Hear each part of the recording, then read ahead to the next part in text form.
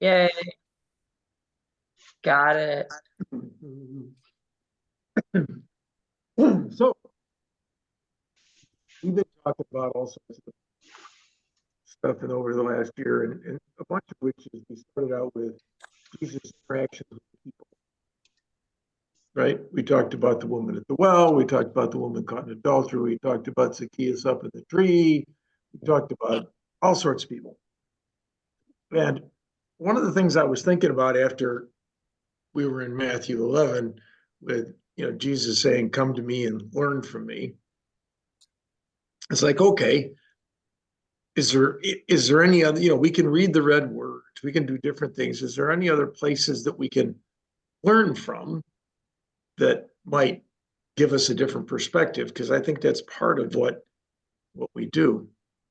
And as Mary Kay and I were talking, if you think about the time of Christ, there's been 400 years of silence where there's been no prophet, there's been nobody supposedly standing up and saying, "I'm speaking for the Lord."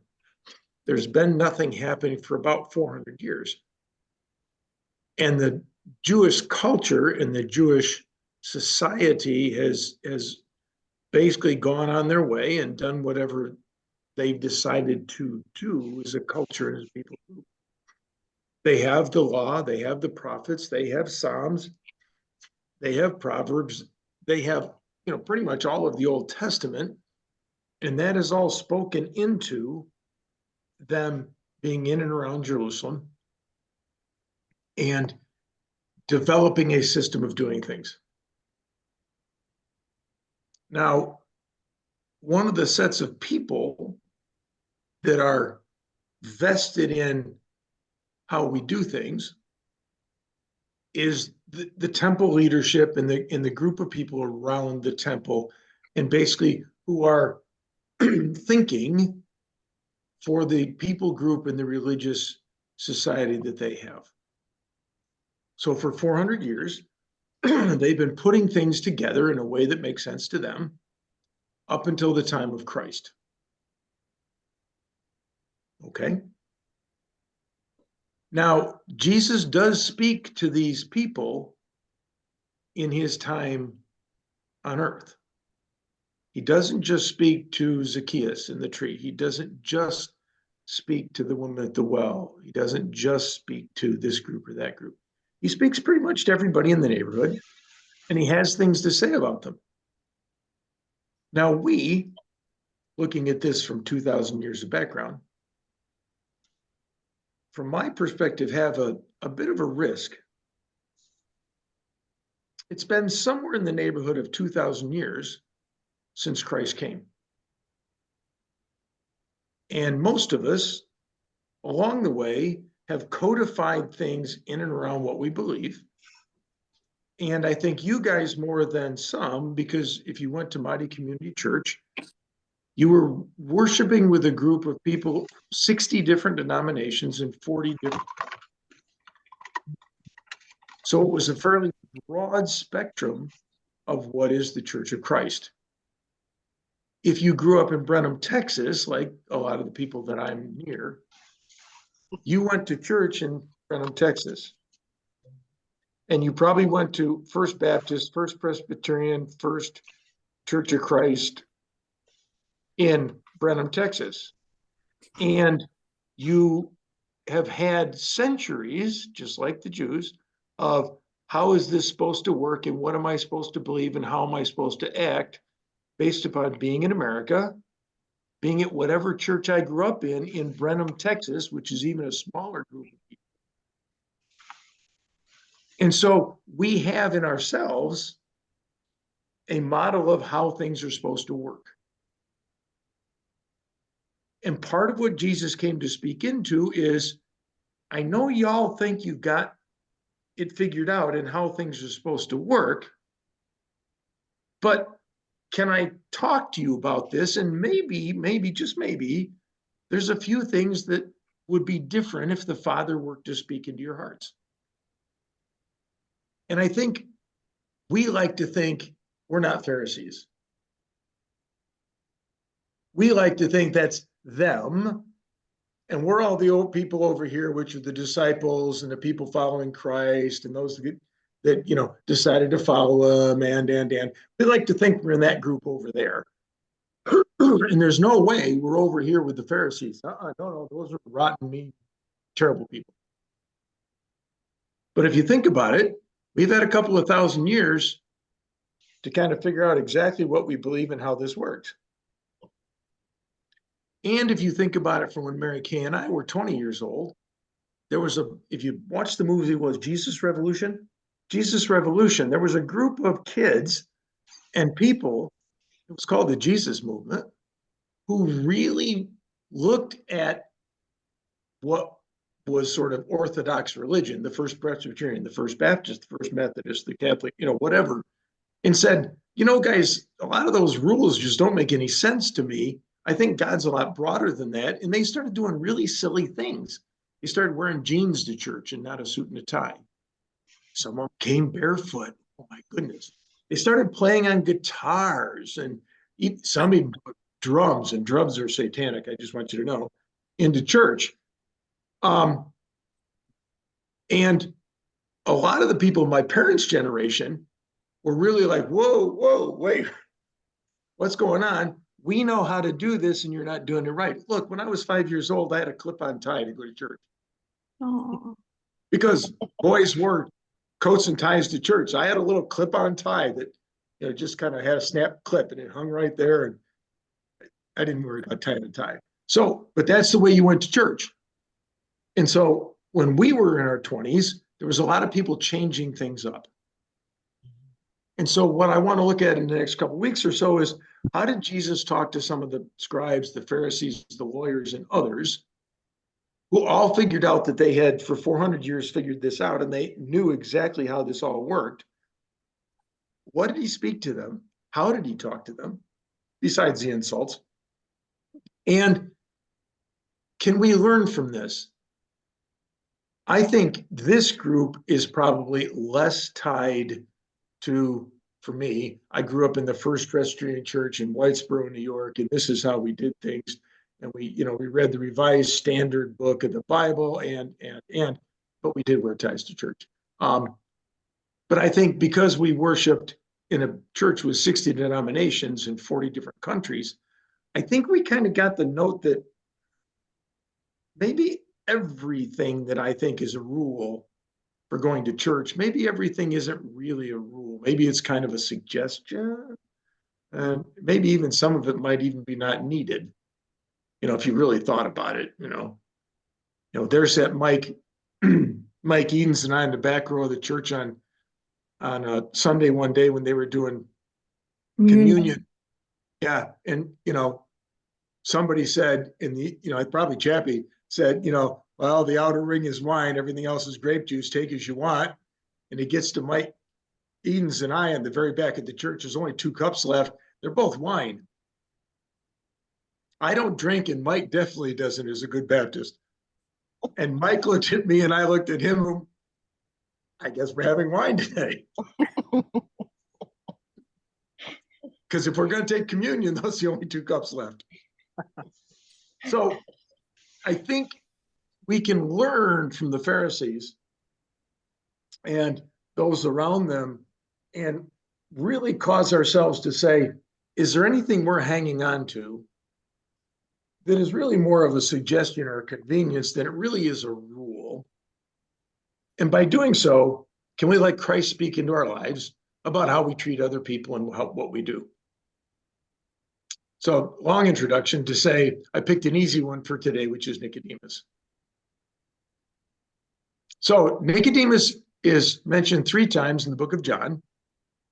We're going to go to the last time first, which is in John 19:39.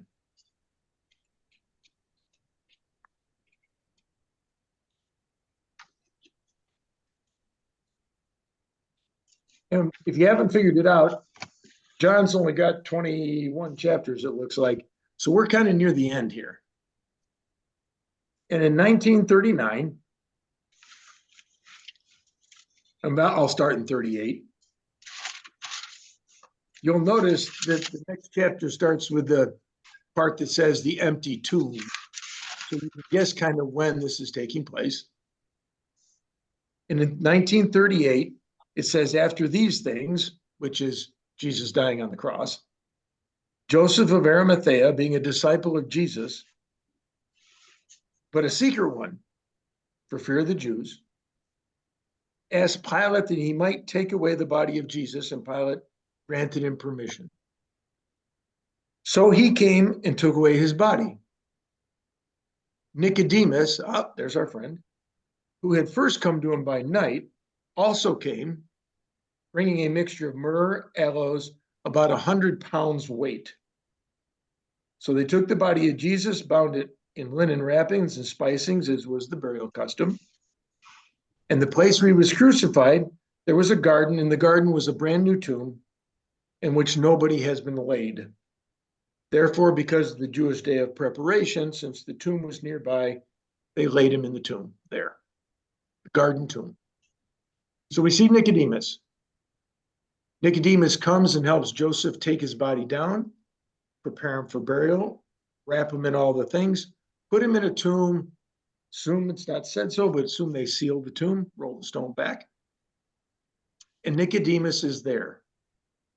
This says a lot about Nicodemus. He's doing this in the daytime,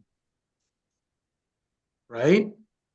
Jesus dies, we think, around 3 o'clock.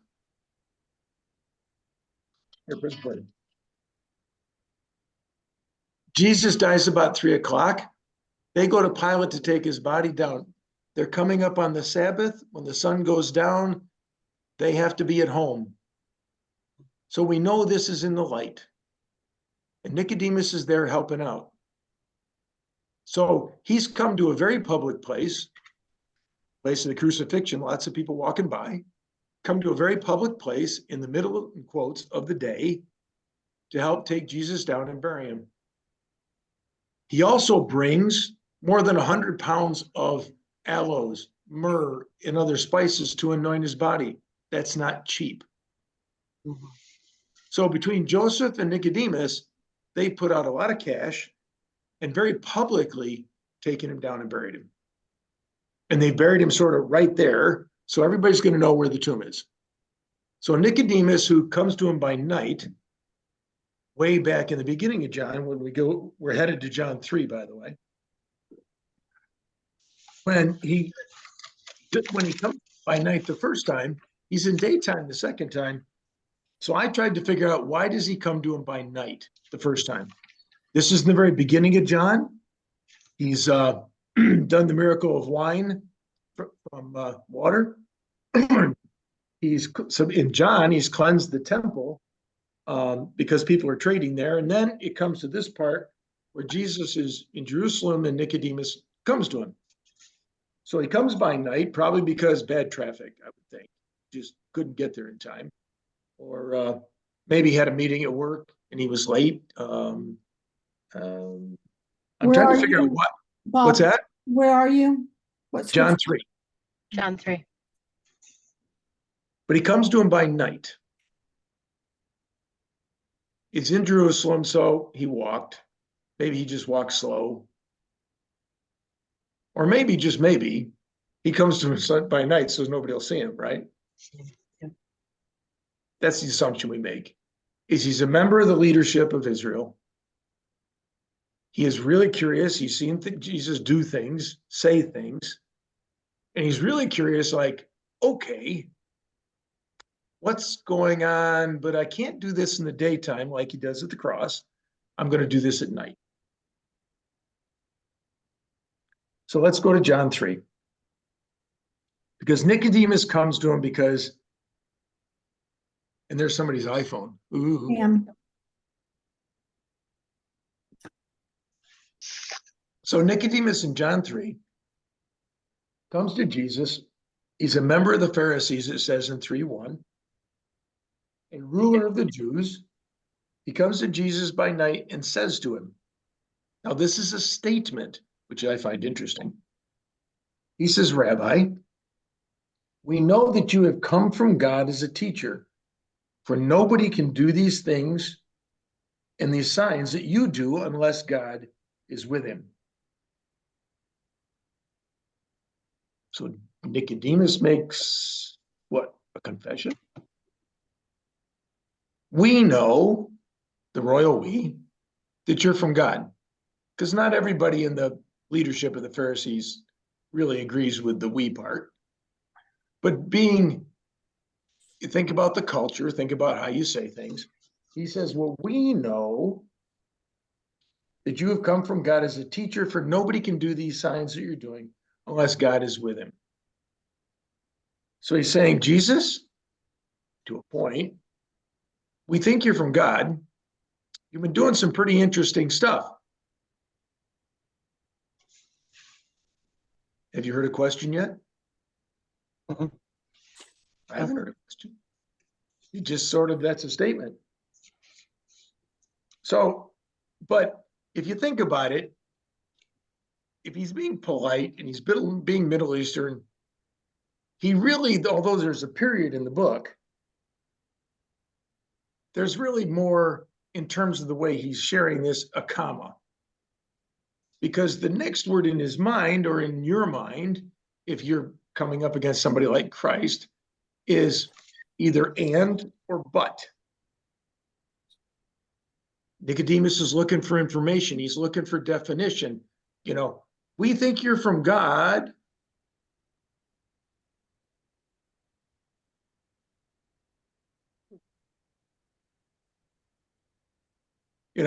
And you kind of expect Jesus to say, yeah, you're right. And Nicodemus is approaching him kind of like, and so Jesus answers him just like you think he ought to. He says, truly, I say to you, unless one is born again, or born from above, some people say, you cannot see the kingdom of God. Now, what's that answer got anything to do with the non-question that Nicodemus just asked? Absolutely nothing. However, Jesus knows who Nicodemus is. He knows he's a leader. He knows he's a Pharisee. In fact, he may have introduced himself as such. But Nicodemus basically says, okay, Jesus was, well, probably ought to be born again. Now, we, hearing that phrase, have appropriated that phrase for church use, being born again. We all know what it means, we think, right? We've thrown it around for pretty much our entire life. Pastors have thrown these words out. They're church words. And depending on who you talk to, even today, back in when we were in our 20s and everybody was throwing around the born again thing, I was like, what's this born again thing? Because none of the churches really used much the born again thing, but all the Jesus movement kind of did. And everybody's like, born again, what are they? I can't get it. And we've appropriated these words, just like we're going to get to in a little bit. We've appropriated John 3:16, which is down a little farther, where for God so loved the world that, and you all know the end of it. We've appropriated those words, and those are church words. But we forget that they're part of the explanation that Christ is giving to Nicodemus. And maybe their application is a little bit broader than just you need to be born again. So Jesus says you need to be born again. I love Nicodemus' response to this. Absolutely love it. Because if I'm Nicodemus, I'm going to have a big smile on my face. And the Bob Billington version of the next verse is, I don't think my mom would be really up with the whole jump back inside and try to come back out. I'm fairly certain mom's not going to be up for this. And so Nicodemus says, how can a man be born when he's old? He can't enter his second time into his mother's womb and be born, can he? Yeah, I'm sitting here thinking Nicodemus must have had a big, broad smile on his face, like, yeah, mom's not going to be up for this. What are you talking about? And so then Jesus say, unless one is born of water and of spirit, he cannot enter in the kingdom of God. That which is born of flesh is flesh, and that which is born of spirit is spirit. Do not be amazed that I said to you, you must be born again. The wind blows it where it wishes, and you hear the sound of it. You don't know where it comes from or where it goes. So everyone who is born of the Spirit. If you think about it, Jesus is looking at Nicodemus and says, okay, for 400 years, you haven't had any new information. And you've kind of boiled everything down to 600 and some odd rules and a whole bunch of traditions and. But maybe you need a shift in your perspective. Maybe there's something new going on. Maybe you need to be born from above or born again.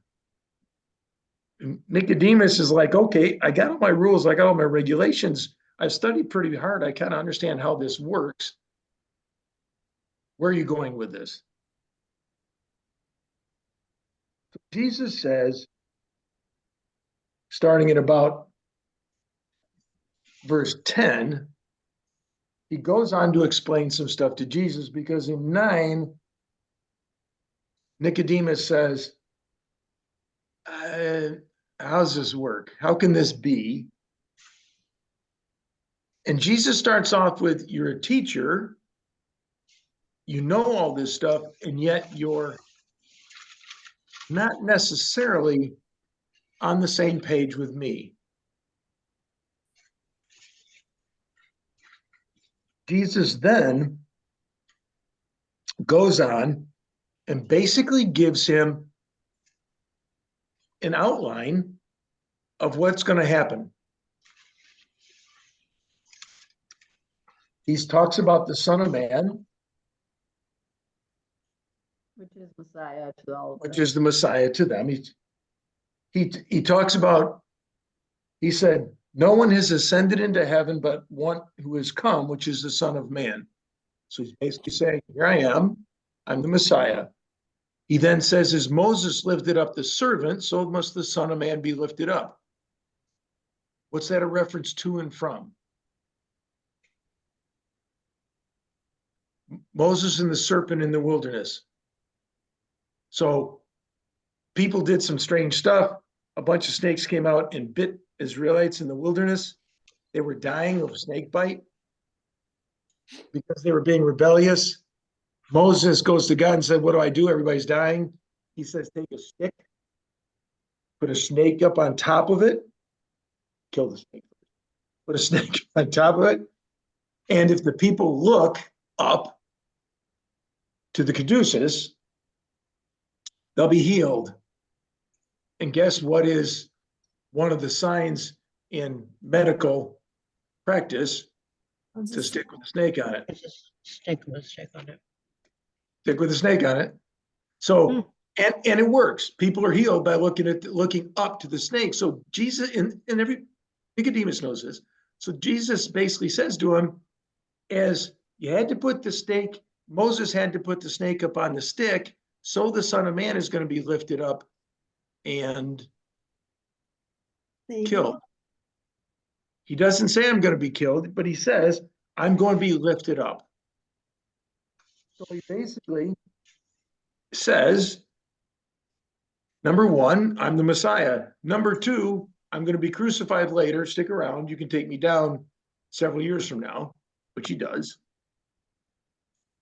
He then says, but he's not sent to judge, but to save. Well, think about it. What everybody who makes all the rules that we all live by and what church we go to and what is going on at that time, are they thinking about judging or are they thinking about saving? They got all these rules. We're more into rules and regulation than how do I save people. In fact, by this time, they're really into, only good Jews are going to heaven. Well, okay, only most of the Jews are going to heaven. Well, I'm not sure about probably just me and you, and I'm starting to get concerned about you are going to heaven. And so they keep narrowing down the group of individuals who can go to heaven. And Jesus says here, wait a minute, I've come to save, not to judge. He then says he's the light of the world. And then he says, he who practices truth comes to the light. Go back to our Matthew 11 thing that Ronnie likes so much. Come to me and learn from me. So if he's light and people who practice truth come to the light, he's saying if you want a reference, if you want to know what to listen to, if you want to make sure your perspective is right, come to me. And then, since Nicodemus is coming to Jesus, this whole set of statements, starting in verse 10 and going down to 21, which is where I've just sort of highlighted. If Jesus is looking at Nicodemus, says, okay, if you're looking for truth, come to me. And Nicodemus could very well say, it's not recorded. And Nicodemus could, say, well, that's why I'm here. It seems to me that something new is here. Something's going on here. I'm looking for truth, and I've come to light in the nighttime to try to understand what is truth and what's going on. So Jesus, in many respects here, is saying to Nicodemus, something different is happening. Something really different is happening. You need to pay attention. And so my challenge for us then, if we're supposed to be like Nicodemus to a point here, Jesus speaks to us like he spoke to Nicodemus. We all think we know exactly how this operates. And for 2,000 years, we've been working on this. And even those of us who went to Mighty Community Church and had a very broad view of what going to church means and how it works, we still have a couple thousand years of, well, we got it right. And a whole bunch of people would say, now that we have the Bible and it's printed and we can read it, we don't really need anything else. Because we can figure it out. We're smart people. We know exactly what God does. We know exactly how he does it. We know exactly what he means. We know exactly what all the rules are. And we definitely don't need God sort of just coming into our life and speaking words into our life. That would be really inconvenient. Because normally when God speaks words into our life, they don't usually fit with my plan and my schedule. He normally has, like, yo, Bob, hey, whoa, stop. Let's talk. It's usually how it works with me, is when he's trying to get my attention, it isn't like, yeah, but God, I'm doing this. I'm headed this way. I know what to do.